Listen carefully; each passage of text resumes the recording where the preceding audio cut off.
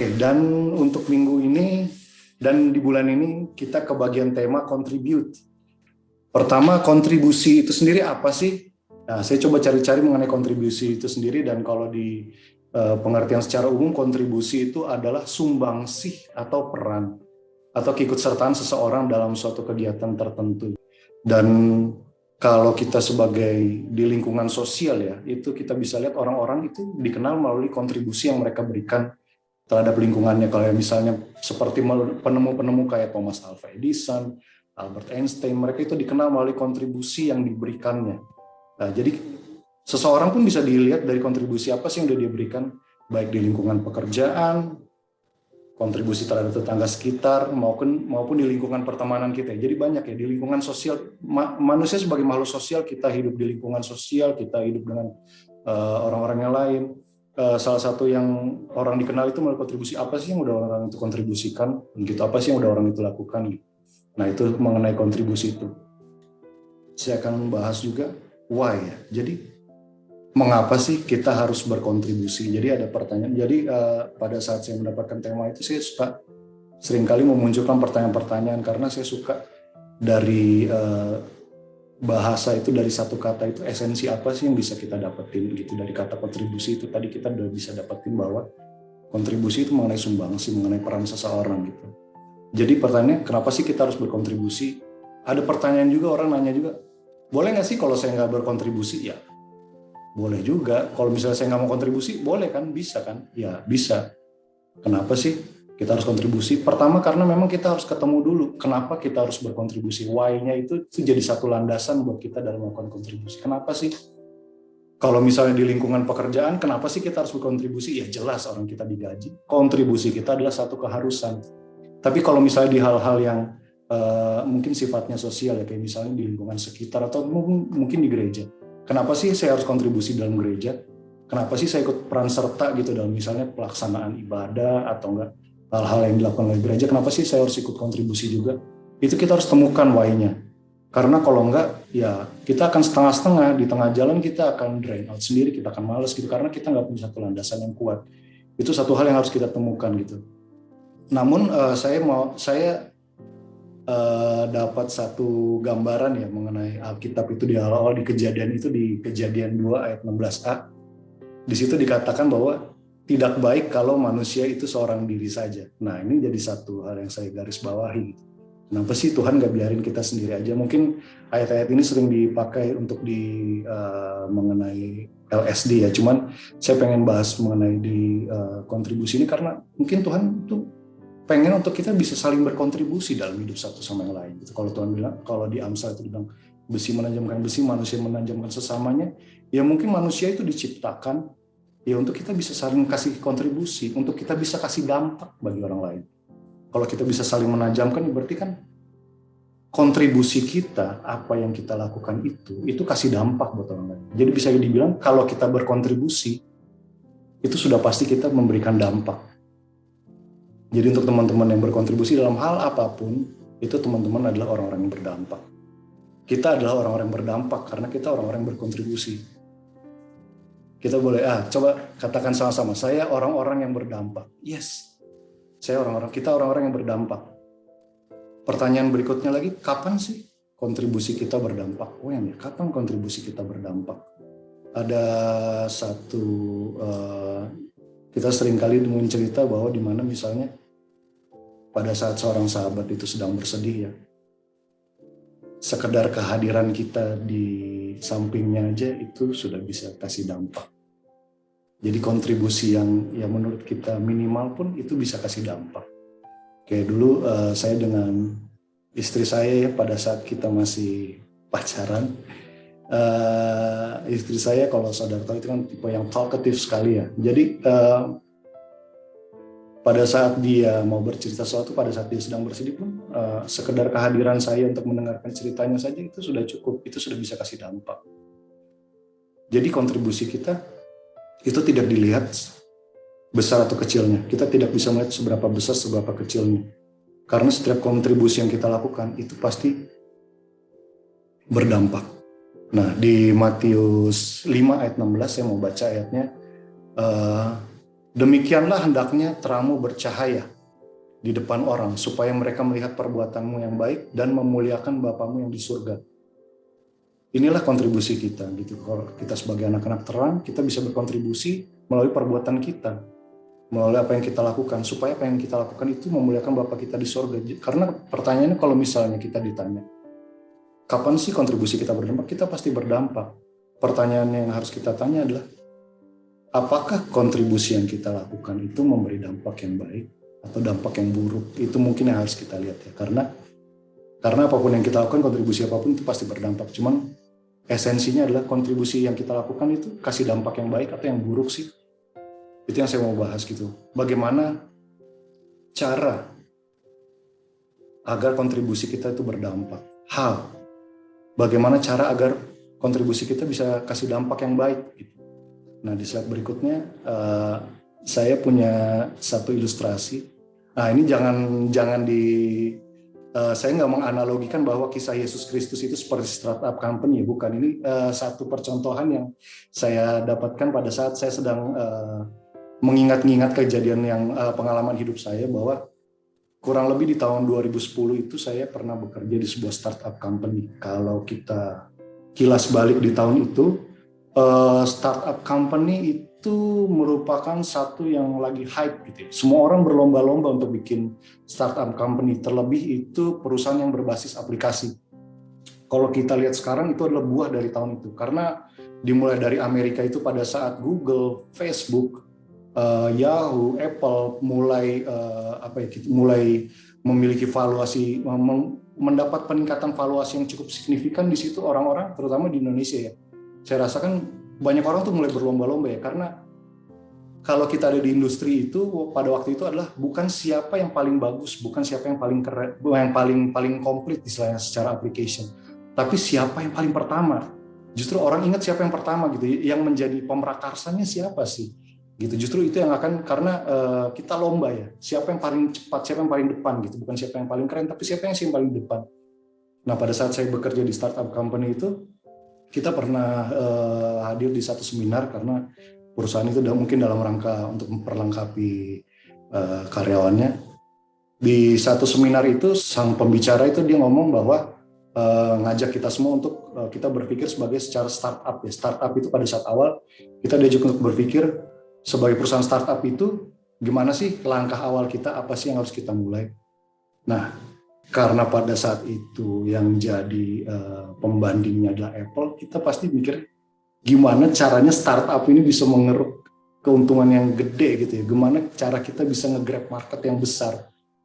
Itu yang menjadi pemikiran saya pada saat awal. Cuman pada saat narasumbernya ini ngomong, dia bilang, oke, pada saat kita akan membuat startup, yang pertama kita lakukan adalah kita lihat sekeliling kita. Oke, kita lihat sekeliling kita, hal-hal apa sih yang dibutuhkan oleh sekeliling kita? Problem-problem apa yang bisa diselesaikan oleh aplikasi yang akan kita buat, oleh startup yang akan kita buat. Nah, itu saya juga langsung kaget ya. Saya kirain kita berlomba-lomba untuk bagaimana cara kita ngejar sales ya, bagaimana cara kita ngejar penjualan, cara kita untuk meningkatkan traffic ke website. Tapi yang diajarin pertama adalah bagaimana aplikasi yang kita buat itu bisa menyelesaikan problem yang ada di sekitar masyarakat. Itu saya kayak, wow, ini satu esensi banget ya. Pada saat saya kemarin nyiapin ini, saya jadi teringat bahwa kalau kita baca itu di firman Tuhan itu dia bilang, karena itu carilah dahulu kerajaan Allah dan kebenarannya, maka semuanya akan ditambahkan kepadamu. Itu saya jadi teringat analogi yang seperti itu ya. Itu satu hal yang luar biasa ya, kalau hal-hal di Alkitab itu, value-value di Alkitab itu diterapkan pada sebuah perusahaan, itu jadi satu hal yang luar biasa. Dan itu kayak saya lihat sebagai satu fondasi yang luar biasa ya. Karena kalau misalnya kita sekarang sudah jelas 100% kita hidup di era teknologi, salah satunya dengan ibadah kita kali ini. Teknologi apa yang terjadi saat ini itu sudah mulai diciptakan, sudah mulai dipersiapkan dari bertahun-tahun yang lalu. Apa yang kita lakukan ini salah satu buahnya dari tahun-tahun yang lalu, di mana orang berusaha untuk menciptakan startup. Saya sendiri bekerja di perusahaan finance, jadi saya suka memperhatikan perusahaan-perusahaan yang bergerak di bidang financial technology ya, fintech ya, kalau ada saudara atau teman-teman yang suka memperhatikan juga, fintech company itu saya lihat juga dasarnya diciptakan adalah untuk memberikan layanan bagi masyarakat yang kesulitan untuk mendapatkan pelayanan langsung dari bank. Itu saya suka browsing beberapa perusahaan-perusahaan fintech itu, saya suka baca visi misinya, profil CEO-nya. Hampir sebagian besar yang mereka lakukan adalah seperti itu. Jadi mereka seperti sebuah satu jalur distribusi untuk memberikan pelayanan keuangan kepada masyarakat yang selama ini tidak mendapatkan gitu, tidak tersentuh oleh layanan keuangan. Kayak misalnya orang-orang di pelosok yang membutuhkan modal untuk usaha, atau enggak petani-petani di pedesaan yang selama ini tidak mengerti mengenai layanan perbankan, untuk orang-orang yang selama ini kesulitan untuk mendapatkan pinjaman untuk kebutuhan rumah tangga. Nah, fintech itu saya lihat itu sebagai solusi. Nah, itu yang saya bilang tadi. Kalau sesuatu itu punya satu dasar, landasan yang baik, kita nggak perlu lihat ya masalah sales ataupun masalah revenue perusahaan jelas harus untung. Kenapa? Karena kalau perusahaannya nggak untung, dia nggak bisa beroperasi. Kalau dia nggak punya capital, dia nggak akan bisa beroperasi. Itu sudah pasti. Cuman yang saya luar biasa adalah landasannya itu. Pada saat company ini dibentuk, mempunyai satu landasan yang seperti apa sih? Nah, itu yang saya lihat dalam financial technology itu ya. Mereka punya landasan yang bagus, sehingga ada berbagai macam startup company untuk di bidang fintech itu yang mereka memang pada saat ini menjangkau orang-orang yang selama ini tidak tersentuh oleh layanan perbankan, dan itu luar biasa. Namun tidak semuanya seperti itu. Kalau misalnya teman-teman lihat di berita belakangan ini, OJK itu terutama pemerintah ya, itu sedang gencar-gencarnya melakukan pembasmian terhadap pinjaman online ilegal. Nah, ini satu hal yang berbahaya gitu ya. Nggak semua perusahaan itu, nggak semua orang berkontribusi dalam lingkungan kita itu dengan memiliki landasan yang benar.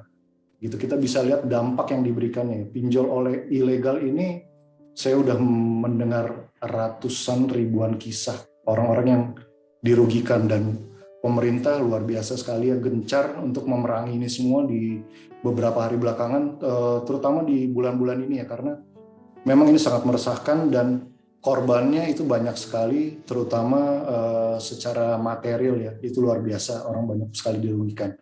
Memang nggak semua itu memiliki landasan yang benar, sehingga akhirnya kita bisa lihat dari dampaknya, dampak yang baik atau buruk sih gitu. Nah, fintech itu yang awalnya untuk membantu masyarakat, justru dengan fintech yang salah, dengan fintech yang ilegal, itu justru jadi merugikan masyarakat gitu. Itulah cirinya. Jadi kalau misalnya ditanya tadi, apakah ciri dari kontribusi kita itu memberikan dampak yang baik atau dampak yang buruk? Ya pertama memang landasannya ya. Apakah kontribusi kita berlandasan pada firman Tuhan? Kalau kita berlandaskan pada firman Tuhan, itu pasti memberikan kontribusi memberikan dampak yang baik. Tapi kalau hal lain untuk gampang yang menilai, yang saya suka pakai adalah kontribusi saya itu membantu untuk menyelesaikan masalah nggak sih? Atau justru kontribusi saya justru menciptakan masalah baru atau nambah masalah gitu. Kenapa tadi saya analogikan startup company itu seperti kisah Yesus Kristus? Karena kalau kita tahu Yesus Kristus itu, kita juga bisa lihat ya, dimanapun Tuhan Yesus itu hadir, dia menjadi solusi. Dimanapun Tuhan Yesus ada, dia menjadi pembawa kabar baik. Tuhan menyelesaikan masalah. Dia membawa solusi dan menyelesaikan masalah. Ya, itu yang saya lihat juga dari startup company itu. Karena ini seperti Tuhan Yesus ya, dimanapun kita berada, apakah kita menjadi orang yang menyelesaikan masalah? Jadi saya menganalogikan itu, pada saat kita mempunyai landasan yang benar, ya kita menjadi seperti Tuhan Yesus ya. Saya mau baca ayatnya di 1 Yohanes 2 ayat 6. Barang siapa mengatakan bahwa ia ada di dalam Dia, ia wajib hidup sama seperti Kristus hidup.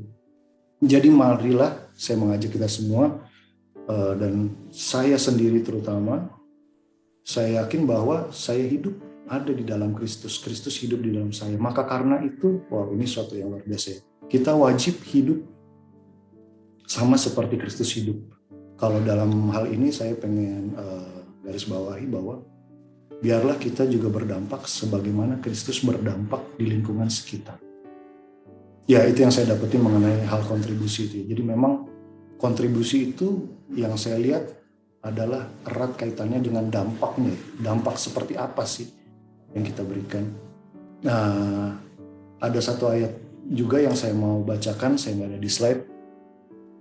Di Kolose 3 ayat 23 sampai 24. Kalau misalnya di rumah ada yang sambil pegang Alkitab, kita boleh baca sama-sama. Kolose 3 ayat 23 sampai 24. Apapun juga yang kamu perbuat, perbuatlah dengan segenap hatimu, seperti untuk Tuhan dan bukan untuk manusia. Kamu tahu bahwa dari Tuhanlah kamu akan menerima bagian yang ditentukan bagimu sebagai upah. Kristus adalah Tuhan, kamu hambanya. Nah, apapun yang kita lakukan, kontribusi apapun yang seperti yang kita lakukan, ya kita nggak usah lihat gitu ya. Saya cuma segini kak, saya cuma bisa gini, saya cuma bisa. Tapi apapun yang kita lakukan, perbuatlah itu seperti kita melakukannya untuk Tuhan. Kayak gimana sih kalau kita melakukannya untuk Tuhan? Ya kita pasti melakukan yang sebaik mungkin, kita pasti memberikan yang terbaik. Gitu. Kenapa? Karena dia sudah memberikan hidupnya terlebih dahulu buat kita. Itu yang saya mau bagikan mengenai kontribusi teman-teman. Saya sendiri sebagai seorang ayah saat ini, istri saya pada saat saya menyiapkan khotbah ini, dia minta, kamu ceritain dong tentang kehidupan kamu. Ya memang kita berdua juga saling sama-sama berkontribusi untuk anak kita ya. Untuk diri saya sebagai seorang ayah yang baru saja mendapatkan putri. Kontribusi saya itu memberikan dampak secara langsung bagi anak saya. Jadi